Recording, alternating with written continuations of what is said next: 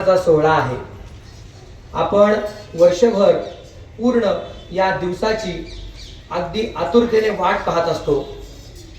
प्रत्येक स्वामी भक्तासाठी खऱ्या अर्थाने हा दिवस भाग्याचा म्हणायला हरकत नाही। परंतु मनामध्ये असा प्रश्न येतोच की स्वामींचा प्रकट दिवस का साजरा करावा, स्वामींचा जन्मदिवस का साजरा करू नये किंवा स्वामींची जयंती का साजरी करू नये, असा प्रश्न अनेकांकडून येतो। आता मुळात दत्त महाराज असू द्या, त्यांनी अनुसया मातेच्या पोटी जन्म घेतला। नंतर श्रीपाद श्री वल्लभ महाराज असू द्या किंवा श्री नृसिंह सरस्वती महाराज असू द्या, त्यांनी मातेच्या उदरामधून जन्म घेतलेला आहे। परंतु स्वामींनी जन्म नाही घेतला, तर स्वामी अवतीर्ण झालेले आहेत, स्वामी प्रकट झालेले आहेत। मुळात स्वामी हे परब्रह्म असल्या कारणाने त्यांना आपल्या मातेच्या उदराचा आधार घेण्याची आवश्यकता जाणवली नाही। बरेच जण विचारतात स्वामींचे आई वडील कोण, स्वामी कुठून आले। मुळात जो परमात्मा सकळ विश्वांचा माता पिता आहे, परब्रह्म आहेत, अनंत विश्वाचे माता पिता आहेत, आई वडील आहेत, पण त्यांचे आई वडील कोण असतात। मुळात उत्पत्ती ज्यांनी केली, सगळं ब्रह्मांडाचं नायकत्व जे सांभाळतात, ते स्वामी महाराज। ते स्वामी महाराज अवतीर्ण झालेले आहेत। कशासाठी झालेले आहेत? प्रामुख्याने जेव्हा जेव्हा या भूतलावर ग्लानी येते, तेव्हा परमेश्वर हा अवतार कार्य करीत असतो। जेव्हा अधर्म वाढतो, त्या अधर्माचा नाश करण्यासाठी, भटकलेल्या जीवांचा उद्धार करण्यासाठी, पापात्म्यांना मोक्षाचा मार्ग दाखवण्यासाठी किंवा पुण्याचा मार्ग दाखवण्यासाठी परमेश्वर अवतीर्ण होत असतो। तसेच स्वामी समर्थ महाराज प्रकट झालेले आहेत। कशासाठी? तर आपल्यासारख्या भक्तांचा उद्धार करण्यासाठी, आपल्यासारख्या भक्तांना मोक्षाचा मार्ग दाखवण्यासाठी। ज्यांच्या चरणामध्ये मोक्ष आश्रय घेतो ते स्वामी चरण, आणि यासाठी जन्मजन्मांतरीचं भाग्य आपलं असावं लागतं, तेव्हा स्वामी आपल्याला सेवेमध्ये घेतात। प्रामुख्याने कोण म्हणतं स्वामी विठ्ठलाचे स्वरूप आहेत, कोण म्हणतं स्वामी दत्ताचे अवतार आहेत, कोण म्हणतं स्वामी साक्षात काली भवानी आहे, तर कोण म्हणतं साक्षात श्री कृष्ण आहेत। स्वामींनी विशिष्ट प्रकारे लीला भक्तांना दाखवलेल्या आहेत। मुळात जो परब्रह्म परमेश्वर आहे, याने अनंत रूप धारण केलेले आहेत, अनंत लीला दाखवल्या आहेत। ज्या भक्तांची ज्या देवतेवर किंवा ज्या देवावर भक्ती आहे, निष्ठा आहे, ज्यांचं आराध्य दैवत जे आहे, त्या आराध्य दैवताच्या स्वरूपामध्ये स्वामींनी त्यांना दर्शन दिलेलं आहे। मागेही सांगितलं होतं, आजही सांगतो आहे, स्वामींच्या सहस्रनामावलीमध्ये म्हटलेलं आहे, मत्स्य कूर्म तू वराह शेषा वामन परशु राम महान, पंढरी विठ्ठल गिरिहर विष्णू रामकृष्ण तू श्री हनुमान, तूच भवानी काली अंबा गौरी दुर्गा शक्तिवरा, जय गुणवंता निज भगवंता स्वामी समर्था कृपा करा। मुळात ज्या ज्या देवावर आपली भक्ती आहे, श्रद्धा आहे, त्या त्या देवाचं स्वरूप स्वामींनी त्या भक्तांना दाखवलेलं आहे। मुळात पंढरीमध्ये जसा पांडुरंग आहे, द्वारकेमध्ये जसा श्रीकृष्ण आहे, तसाच श्री स्वामी समर्थ, तसेच श्री स्वामी समर्थ महाराज अक्कलकोटामध्ये स्थित आहेत। स्वामींनी जे अवतार कार्य मुळात घेतलेलं आहे, अवतार कार्य केलेलं आहे, ते भक्तांच्या कल्याणासाठी केलेलं आहे। बरेच जण विचारतात स्वामींना आपण पाहू शकतो का, स्वामी आपल्याला दिसू शकतात का? मुळात ते परब्रह्म आहेत, देवाला पाहण्याची आपली पात्रता नाही। जेव्हा परब्रह्म प्रत्यक्ष आपल्यासमोर उभा राहील, तेव्हा त्यांचं तेजस्वी रूप हे आपण पाहूही शकत नाही। मुळात कसं आहे, परमेश्वराला पाहण्याची आवश्यकता नाही, तर त्याला अनुभवायची आवश्यकता आहे। आपण जर भक्तिभावाने स्वामींकडे एक चित्ताने पाहत राहू, तर प्रत्यक्ष स्वामी आपल्या समोर जसे काय बोलतायत असे आपल्याला दिसतात। त्यामुळे स्वामींना पाहण्याची इच्छा मनामध्ये व्यक्त न करता स्वामींना अनुभवायची मनामध्ये वेगळ्या प्रकारची आपण एक आशा ठेवावी. स्वामी मुळात चराचरात कणाकणात आपल्या जवळच आहेत. स्वामींनी त्यांचं अवतार कार्य लोक उद्धार करण्यासाठी केलेलं आहे, भक्तांचं कल्याण करण्यासाठी केलेलं आहे. त्याचप्रमाणे आज आपण इथे सर्वजण जमलो आहोत, पारायण सेवा करत आहोत. मुळात आपण आपल्या इच्छेने इथे बसलो आहोत का? तर आपण स्वामींच्या इच्छेने इथे बसलो आहोत. बरेच जण मला म्हणतात, तुम्ही स्वामींच्या मंदिरामध्ये सकाळी जाऊन पूजा करता, सेवा करता. मुळात मी इथे बसलोच नाहीये, मला इथे बसवलं गेलेलं आहे. मी इथे आलो नाही तर मला इथे आणलं गेलेलं आहे. मी इथे बोलत नाही तर मला बोलवलं जात आहे. तसंच आपण सर्वजण इथे जे बसलेले आहात, तर आपण इथे स्वइच्छेने नाही बसले आहात, तर आपल्याला स्वामींनी इथे बसवलेलं आहे. आपल्यावर कृपा करण्यासाठी स्वामींनी आपल्याला इथे आणलेलं आहे. जन्मजन्मांतरीच आपलं जे पुण्य आहे ते कदाचित लयाला आलं आहे, म्हणून स्वामींनी आपल्याला इथे बोलवलेलं आहे. अनेक लोकांचं उभं आयुष्य निघून जातं, तरीही स्वामी सेवा त्यांच्या नशिबात येत नाही. खऱ्या अर्थाने एक सांगू इच्छितो आहे, आपण जे साप्ताहिक पारायण इथे संपन्न करत आहोत, साप्ताहिक पारायण आज आपलं समाप्त होणार आहे. कोणाच्याही मनामध्ये अहंभाव जागृत होऊ देऊ नये. 7 दिवसाचं साप्ताहिक पारायण आम्ही केलेलं आहे किंवा आम्ही ही सेवा केलेली आहे. जेव्हा आपल्या मनामध्ये अहंभाव जागृत होतो तेव्हा केलेली सेवा निष्फळ ठरते. म्हणून आपण मनाला हे सांगावं, स्वामी आपण आमच्याकडून सेवा घडवून घेतली, आपण आम्हाला सेवेसाठी योग्य ठरवलं आणि इथे आपण आम्हाला बोलवलं. अनेक भगिनी असतील, अनेक माता असतील, स्वामींनी विविध प्रकारे त्यांची परीक्षा घेतलेली आहे. कोणाची दुसऱ्या दिवशी घेतली, कोणाची तिसऱ्याच दिवशी घेतली, कोणाची शेवटच्या दिवशी घेतली, तर कोणाची पहिल्याच दिवशी स्वामींनी परीक्षा घेतलेली आहे. मुळामध्ये कसं आहे, स्वामी सेवा करणं एवढं सोपं नाही. स्वामींची सेवा घडणं याच्यासाठी आपल्याला परम भाग्य असणं गरजेचं आहे. काही जणांना दुसऱ्या दिवशी पारायण सोडावं लागलं, काही जणांना पहिल्या दिवशी पारायण सोडावं लागलं. अनेक विविध प्रकारच्या स्वामींनी लीला केल्या.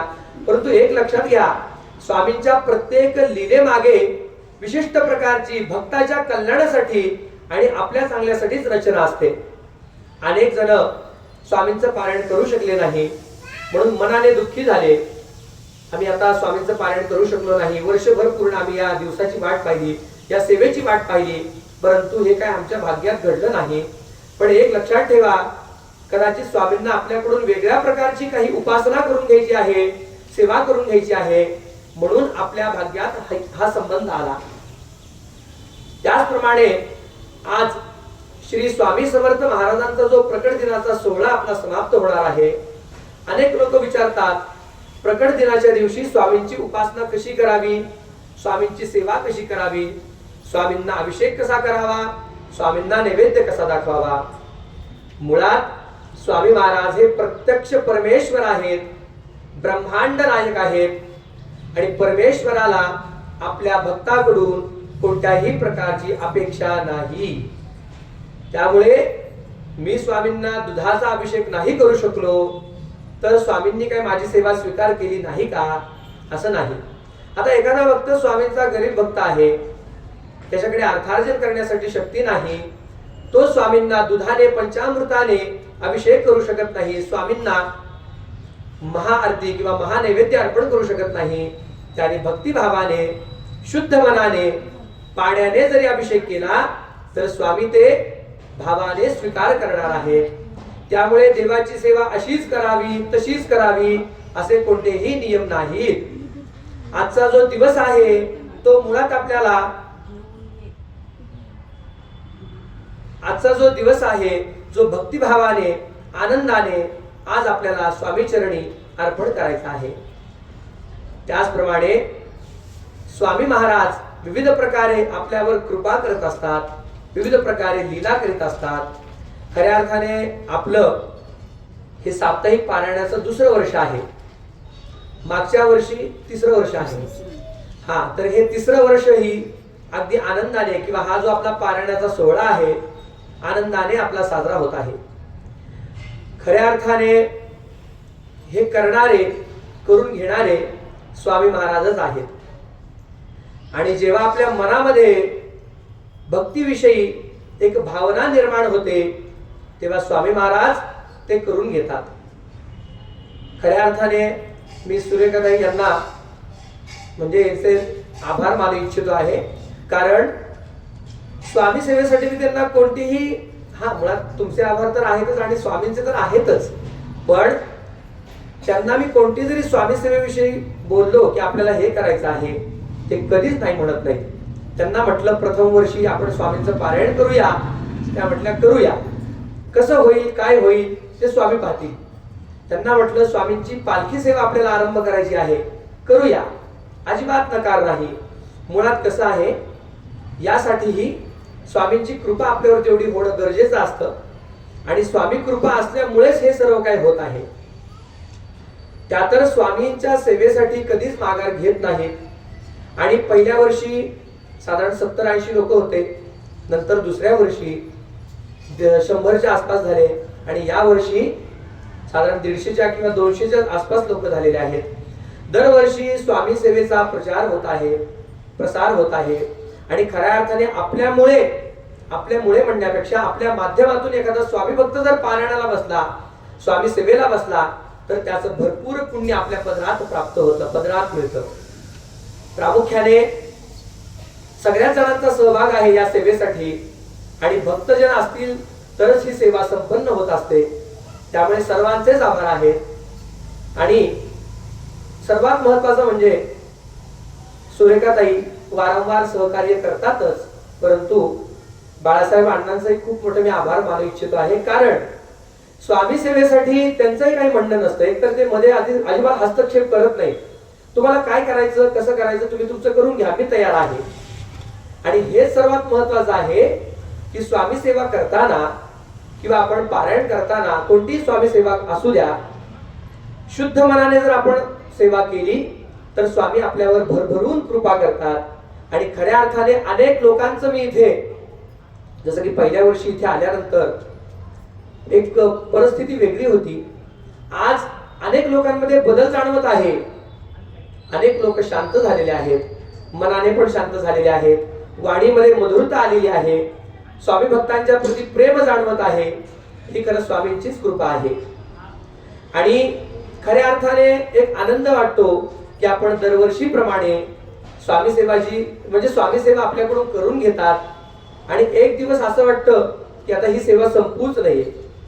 आज शेवटचा दिवस आहे, आज स्वामी समर्थ महाराजांचा प्रकट दिन आहे, प्रकट दिनाचा जो सोहळा संपन्न होणार आहे, खऱ्या अर्थाने हा खूप आनंदाचा आपल्यासाठी दिवस आहे। त्यामुळे आज आपली वेळ पुढे मागे होणार आहे, होऊ द्या, घरचे कामं असतील ते बाजूला ठेवा, पण आज स्वामींच्या सेवेमध्ये आपण भक्तिभावाने एकत्रित व्हायचं आहे किंवा या सेवेचा लाभ घ्यायचा आहे। प्रामुख्याने हा दिवस आपल्यासाठी भाग्याचा दिवस आहे आणि हा दिवस वर्षातून एकदाच येतो। त्यामुळे आपण स्वामींना एकच प्रार्थना करायची आहे, स्वामी आपण आमच्याकडून दरवर्षीप्रमाणे यावर्षी ही सेवा समाप्त करून घेतलेली आहे। त्यापूर्वी सर्वांना एक सांगू इच्छितो आहे, समोर बसलेल्या माझ्या माता भगिनी आहेत, आपण सर्वजण माझ्यापेक्षा वयाने मोठे आहात, परंतु अनेक लोकांच्या जीवनामध्ये ज्यावेळेला दुःख येतं तेव्हा आपली स्वामी सेवा ही निवडली नाही पाहिजे। स्वामी आपल्या मुळात कसं असतं की स्वामी विविध प्रकारे आपल्यावर कृपा करत असतात आणि आपल्या आयुष्यामध्ये अनुकूल प्रसंग जेव्हा असतो तेव्हा आपण आनंदित चित्ताने सेवा करीत असतो, परंतु जेव्हा प्रतिकूल प्रसंग आपल्या आयुष्यामध्ये येतो, दुःख येतं, तेव्हा आपण स्वामींना कुठेतरी सांगत असतो की स्वामी आम्ही एवढी सेवा करूनही आपण आम्हाला दुःख का देत आहात। मुळात शास्त्रामध्ये सांगितलेलं आहे, आयु प्राणंच वित्तंच अन्नम मरणमेवच पंचेताने हि सृज्यन्ते गर्भस्थ सेवदेहिनः। आपलं आयुष्य कसं असणार आहे हे आपल्या आईच्या गर्भावस्थेमध्येच लिहिलेलं आहे। आपलं दुःख कधीही बदलणार नाही, जसं सुख आपल्या आयुष्यामध्ये लिहिलेलं आहे तसं दुःखही आपल्या आयुष्यामध्ये लिहिलेलं आहे.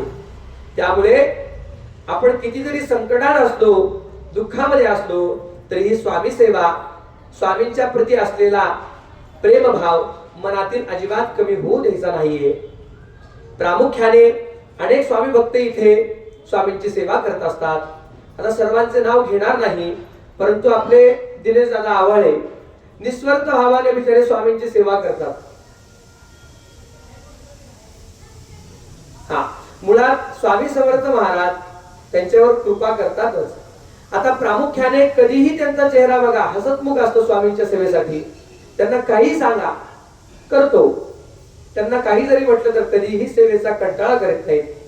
असे अनेक लोक आहेत जे स्वामींची सेवा करतात. अशीच सेवा स्वामींची वर्षानुवर्ष आपल्याकडून घडत राहो ही स्वामींच्या चरणी आपण प्रार्थना करूया. श्री स्वामी समर्थ.